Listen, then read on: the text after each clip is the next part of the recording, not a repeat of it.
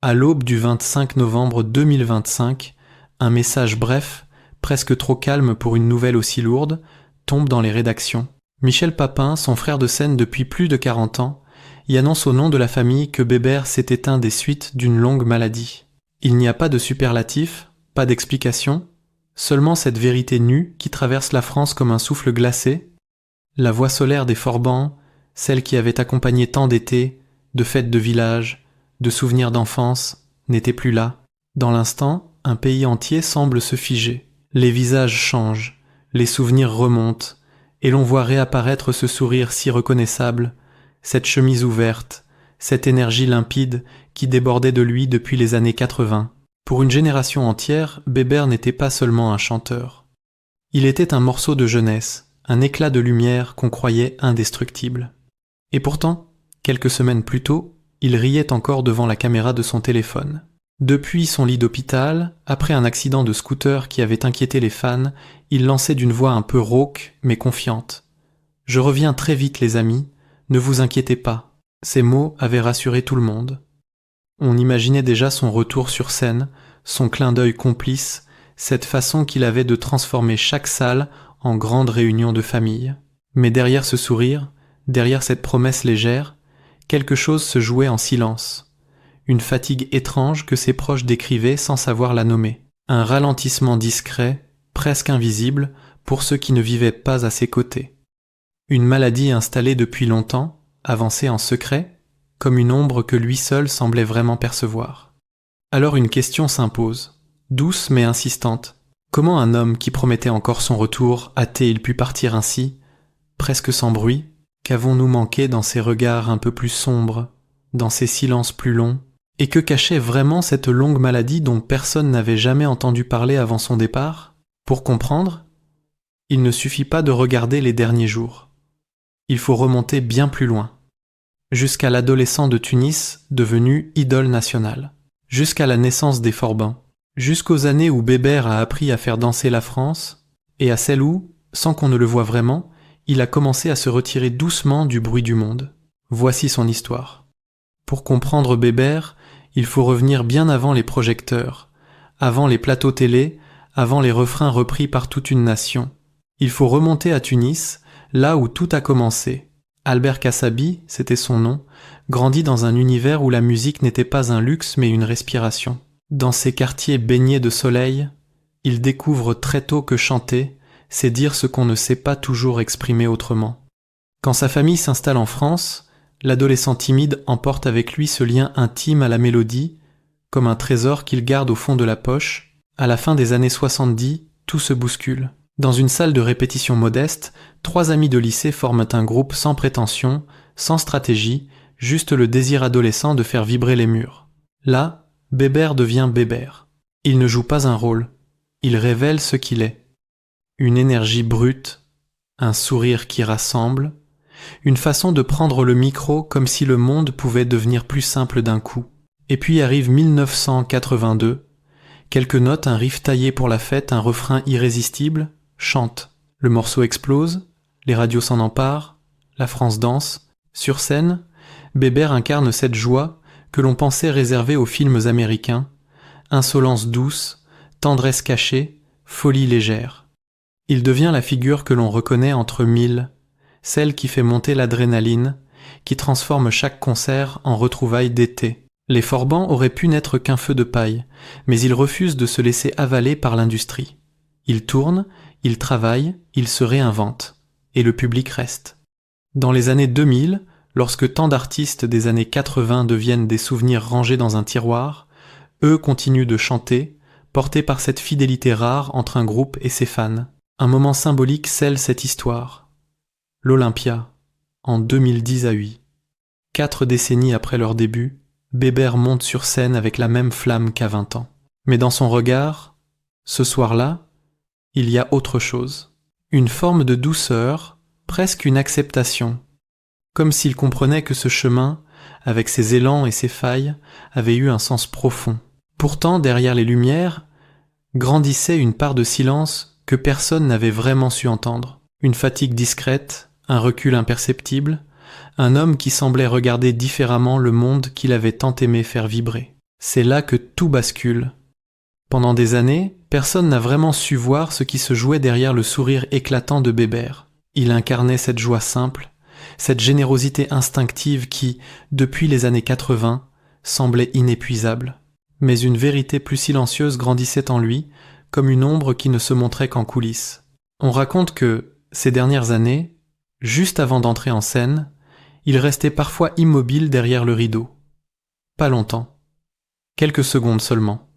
Les techniciens le croisaient, le pensaient, concentré, peu, être ému. Mais ses proches évoquent aujourd'hui une autre réalité, un besoin de respirer profondément, de rassembler ses forces avant de redevenir celui que le public attendait. Cette fatigue-là n'avait rien de spectaculaire. Elle était discrète, pudique, fidèle à l'homme qu'il avait toujours été. Car Bébert appartenait à cette génération qui ne se plaint pas, qui traverse la douleur en silence. Même ses amis les plus proches n'osaient pas poser trop de questions.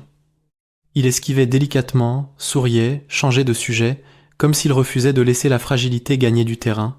Pourtant, certains avaient remarqué de petits signes.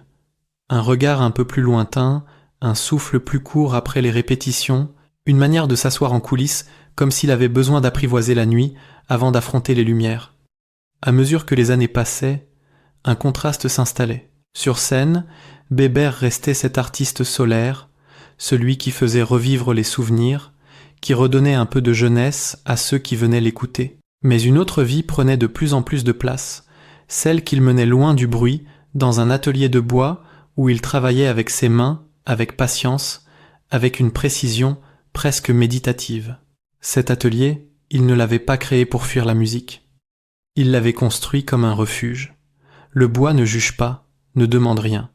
Il répond seulement à la main qui le sculpte. Dans ce petit espace discret, il retrouvait une forme d'équilibre. Il réparait, ponçait, assemblait. Certains disent que travailler le bois était pour lui une manière de reconstruire ce que le temps avait commencé à abîmer, une façon de retrouver une cohérence dans un monde où les projecteurs s'allumaient et s'éteignaient trop vite. Mais même là, la fatigue le rattrapait. Une lassitude intime, presque ineffable, qui ne ressemblait ni à un épuisement professionnel, ni à une perte d'envie. C'était autre chose, un ralentissement profond, venu de loin, que personne n'a vraiment su nommer à temps. Il parlait de moins en moins de projets. Lui qui avait toujours 1000 idées à la minute toute, devenait soudain pour plus tard. Et ces plus tard s'accumulaient. À l'extérieur, rien ne changeait. Bébert saluait, plaisantait, restait fidèle à son public, mais autour de lui, on sentait parfois un silence étrange, comme si l'homme avançait avec une lucidité nouvelle, conscient que quelque chose se modifiait en lui sans qu'il puisse l'arrêter. Ce glissement imperceptible, cette double vie entre scène et solitude, marque le début d'un chapitre que personne n'avait anticipé. Un chapitre où la maladie, jusque-là invisible, allait enfin se dévoiler. Lorsque la nouvelle de son accident de scooter éclate à l'automne 2025, l'inquiétude gagne rapidement les réseaux. Les fans se souviennent encore de cette courte vidéo filmée depuis son lit d'hôpital. Bébert, un peu pâle mais toujours souriant, il lançait d'une voix fragile. « Je reviens très vite, les amis. » Ces mots avaient suffi pour apaiser tout le monde. On reconnaissait dans ses yeux cette envie de tenir bon, cette fidélité au public qui l'avait accompagné pendant plus de 40 ans. Mais derrière la simplicité rassurante de cette scène se cachait une vérité que peu de personnes connaissaient. L'accident n'était qu'un épisode visible, un événement soudain, mais finalement secondaire. En réalité, depuis plusieurs mois déjà, une maladie silencieuse avançait dans l'ombre. Une fatigue étrange, dont ses proches avaient perçu les premiers signes sans parvenir à leur donner un nom, s'installait peu à peu comme une présence discrète, parfois douce, parfois implacable. Ceux qui vivaient près de lui se souviennent aujourd'hui de détails qu'ils n'avaient pas remarqués à temps. Une manière de reporter certains projets, lui qui avait toujours 1000 idées, un souffle plus court après une répétition, un regard un peu plus lointain quand il parlait de l'avenir.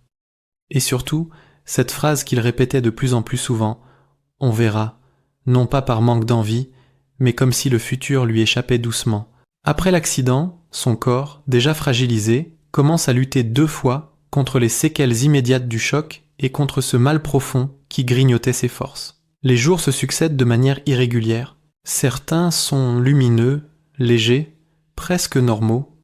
D'autres sont plus sombres, marqué par un besoin de silence, un repli intime, qui ne ressemblait pas à de la tristesse, mais à une sorte d'économie de force. Bébert n'a jamais été de ceux qui se plaignent. Sa génération, forgée par les tournées, les nuits courtes et le rock vécu sans artifice, avance toujours. La douleur chez lui ne se disait pas. Elle se cachait, se rangeait derrière une plaisanterie, un sourire un peu forcé, une pirouette habituelle. Cette pudeur extrême faisait partie de sa nature.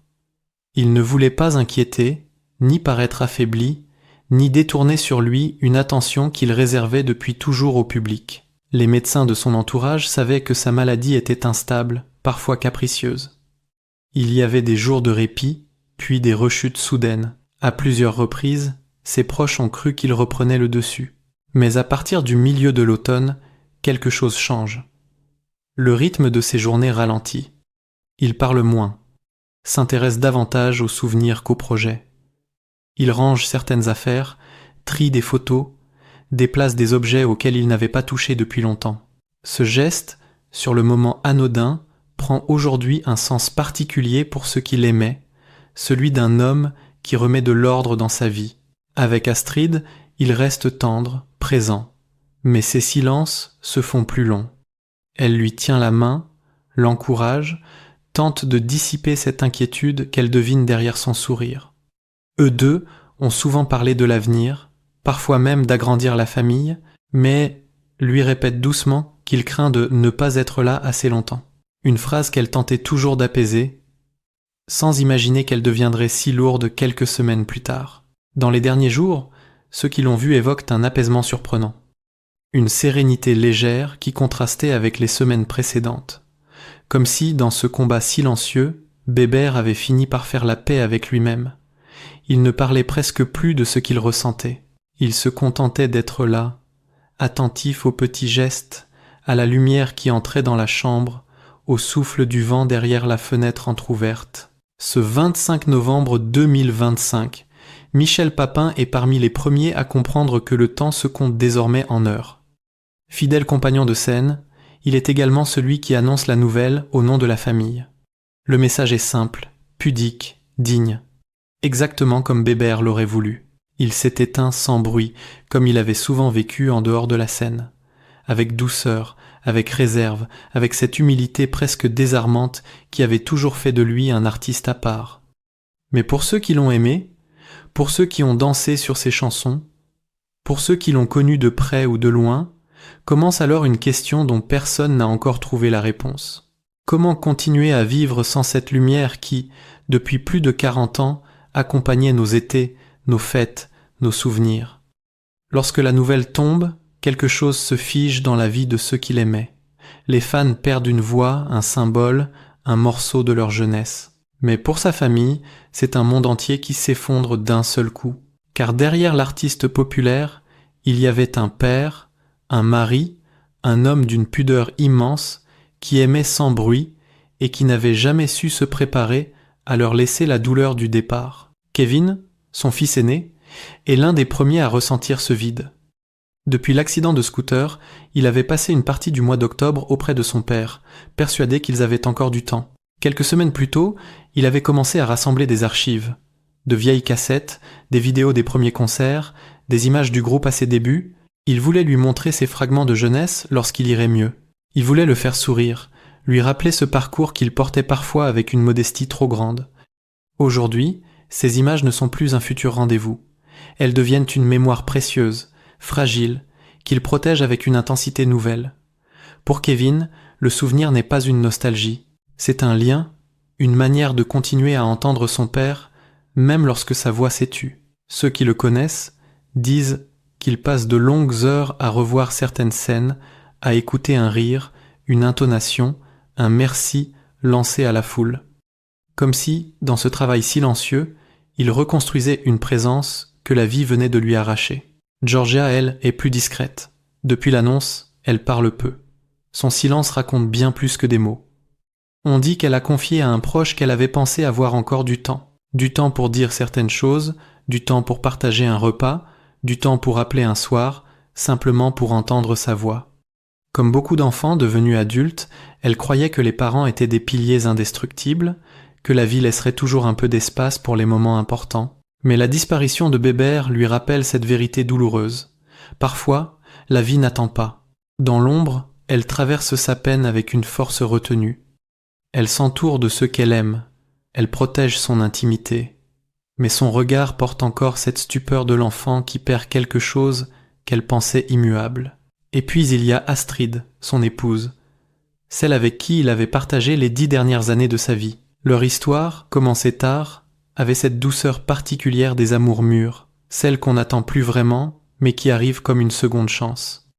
Ils s'étaient mariés en 2022, un jour de lumière et de simplicité, entourés de quelques proches et de quelques membres du groupe. Beaucoup se souviennent encore de leur sourire, de cette joie paisible qui traversait leurs gestes, mais derrière ce bonheur, rien n'était tout à fait simple. La différence d'âge, même assumée, portait en elle une inquiétude muette. Bébert craignait parfois de priver Astrid d'une maternité qu'elle n'avait jamais réellement revendiquée. Il lui avait confié, presque à demi-mot, sa peur de ne pas être là assez longtemps. Et elle, patiente, apaisante, lui avait répété qu'il était déjà tout ce dont elle avait besoin, que sa seule présence suffisait. Depuis sa disparition, Astrid vit avec une absence qui n'a pas de contour. Elle se souvient de ses gestes, de son humour, de sa façon de transformer une simple soirée en moment chaleureux. Elle se souvient aussi de ses silences récents, de ses nuits plus courtes, de cette fatigue qu'il tentait de cacher derrière un sourire. Mais jamais, jamais, elle n'aurait imaginé que cette lutte intérieure toucherait à sa fin si vite. Les proches racontent qu'à la veille de sa mort, Bébert avait demandé qu'on laisse la fenêtre légèrement entr'ouverte pour entendre un peu le vent. Un geste banal en apparence, mais qui aujourd'hui résonne différemment. Comme un dernier lien avec le monde de la scène, des tournées, des routes de nuit, où le souffle de l'air accompagnait chaque départ. Dans les heures qui suivent sa disparition, un moment bouleverse ceux qui étaient présents. Astrid, Kevin et Georgia se retrouvent dans le salon. Aucun mot, aucun geste brusque, juste un silence lourd, profond, presque sacré. Et dans ce silence, malgré la douleur, quelque chose naît, une promesse muette.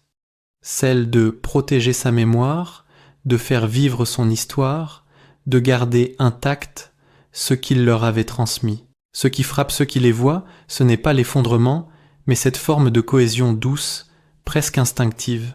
Comme si, dans leur peine partagée, ils retrouvaient la trace la plus intime de Bébert, la loyauté, la douceur et ce courage discret qu'il portait en lui depuis toujours. Cette famille avance désormais avec un vide impossible à combler. Mais dans leurs regards, dans leurs gestes, dans les souvenirs qu'ils rassemblent, on devine déjà la force de ce qu'il a laissé. Une force silencieuse, profonde, indélébile. Quand une voix s'éteint, on croit souvent que tout disparaît avec elle. Mais pour Bébert, ce n'est pas le cas. Sa disparition a laissé un vide immense, bien sûr, une onde silencieuse qui a traversé la France en quelques heures. Pourtant, à mesure que les jours passent, un autre sentiment s'impose peu à peu, celui d'une présence qui persiste, d'une lumière qui continue à vibrer, même dans l'absence. Car Bébert n'était pas une idole distante. Il n'était pas de ces artistes qui vivent au-dessus des autres. Il appartenait au public, à ces familles qui chantent dans les fêtes de village, à ces adolescents devenus adultes, puis parents, et qui transmettaient sa musique comme on transmet un souvenir précieux. Il était ce fragment de joie qui traverse les générations sans perdre sa couleur. Ce qui reste de lui aujourd'hui, ce n'est pas seulement une discographie, c'est une manière d'être. Une forme de simplicité rare, celle d'un homme qui avait compris qu'on ne touche pas les gens avec des artifices, mais avec l'authenticité. Un homme qui, même dans la fatigue, même dans la maladie, ne voulait pas inquiéter, ne voulait pas être une charge, ne voulait être vu que comme ce qu'il avait toujours été, un messager de bonne humeur. Dans leurs témoignages, les fans parlent souvent d'un détail, son regard. Un regard franc, direct, un peu malicieux, un regard qui disait merci sans avoir besoin de mots. Ce regard-là ne s'oublie pas. Il survit dans les vidéos anciennes, dans les souvenirs que chacun garde de lui, dans les refrains qui reviennent d'un coup, par surprise, lorsqu'on entend les premières notes d'un vieux tube. Pour sa famille, l'absence est encore un territoire fragile. Kevin, Georgia et Astrid avancent avec prudence, construisant de nouveaux repères sans effacer l'ancien. Mais dans leur douleur, on voit déjà se dessiner ce que Bébert leur a transmis. La loyauté, la tendresse, cette douceur pudique qui était sa signature intime. Et peut être que son histoire nous laisse aussi une leçon discrète, une vérité simple que l'on oublie trop souvent, prendre soin de ceux qu'on aime.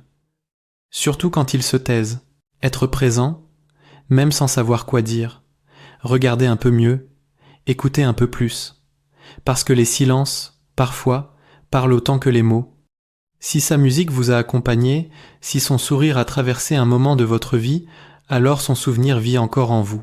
Et est-ce là la plus belle preuve qu'une légende ne disparaît jamais vraiment? Elle continue simplement à chanter autrement.